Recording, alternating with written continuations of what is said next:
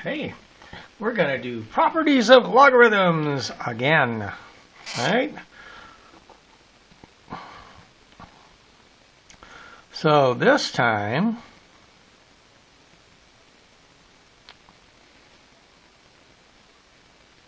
we're going to mix them. So we'll mix these two, or we'll mix these two, or maybe we'll mix all three of them together. You say, what's that going to look like? Well, let me show you. So here's I've got the log of things that are multiplied together. You know that you change those to be adding. And then the log of things that have exponents, you know that means it comes out in front. So what if I mix those two together?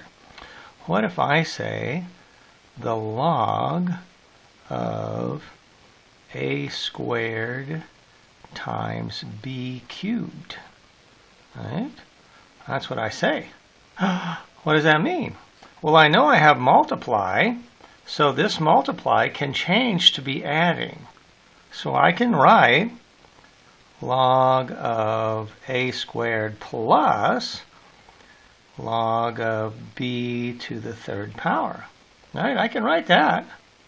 But look, that's not all I can write, because there's an exponent inside a logarithm. That means it can come down in front. So this could be written 2 log a plus 3 log b. And this is the answer to the question. What this is called, we're expanding. We're expanding a logarithm, breaking it down into its little pieces. Right? Now, I can go backwards so that I can contract. Contract just means make it smaller. Right? So I can actually contract a logarithm the same way. So let's do one like this. What if I had, where can I write that? I can write it right here. 3 log of, actually let's do natural log, because it doesn't make any difference. You can use it on any 3 log of x plus 7 natural log of y. Right? Now say I want to contract that. I want to make it into one logarithm. Can I make this into one logarithm? Sure I can. I just do the steps backwards. I've got a number out in front. That means it's the exponent. So that makes it like this. And now I've got a plus sign. That means these guys are multiplied together, the inside parts. So it's natural log of x to the third, y to the seventh. Done. Look at that. So you can expand, you can contract, right? You start with it all expanded, you get a contraction. If you start with it all together in one little logarithm, you can expand it out to be this. Right? Yeah. How about that? Let's do it again. Only let's do it with subtraction. So, according to this, if I have, I'm going to mix these two together. The log of a to the fourth divided by b to the fifth. Right? Well, I know divide really means subtract. So that means I can write log of a4 minus log of b5. Right? And then I know exponents mean they come out in front. So I can say 4 log a minus 5 log b. Ta-da! That's the answer. When I expand things out, that's what I got. Excellent. I started with 1. I made it into 2. And now I can go backwards. So what if I went backwards? Let's try and do 2 things at once, huh? We could do the natural log.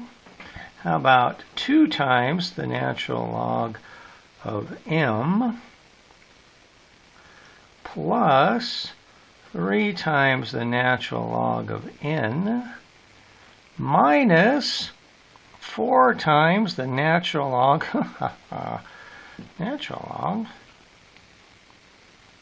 of p.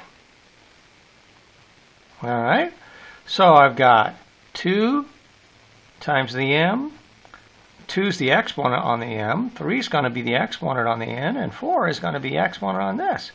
So what do I have? I have m squared, and I have n to the third, and I have p to the fourth. You say, wait a minute, there's plus and minus. That's right. Plus means multiply, minus means divide.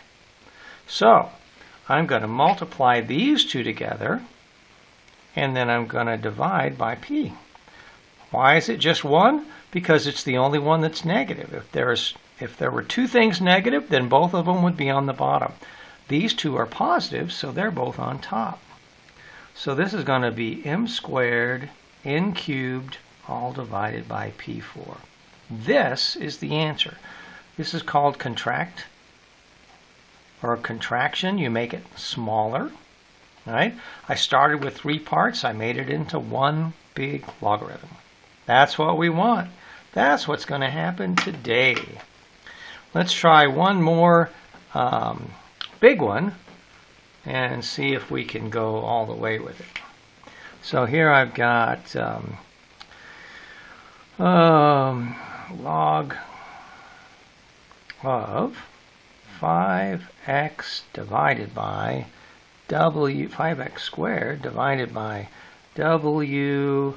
y to the third.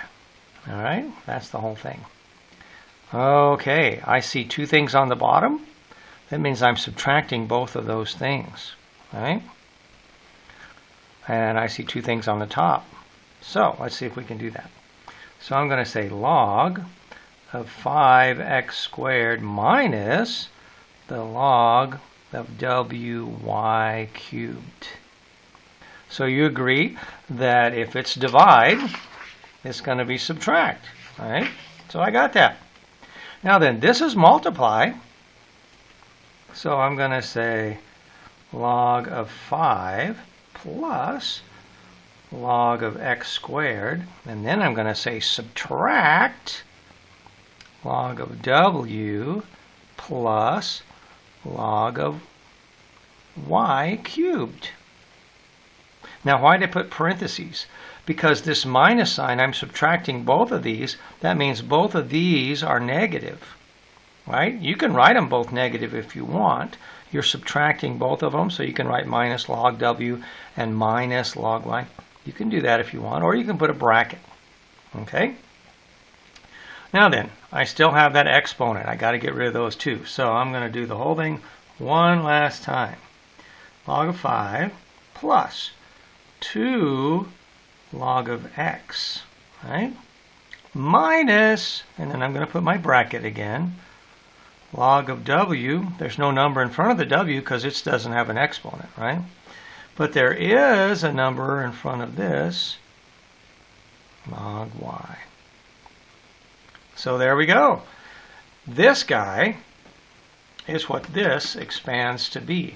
Whenever I expand, I have to use all my rules. So there was plus because I had multiply, and there was divide, so I had subtract, and there were exponents, so I have numbers down in front. That's what you need to be able to do. You need to be able to take everything that I give you and work expanding or contracting. Doesn't matter. But that's the way it works. That's part 2. We're done.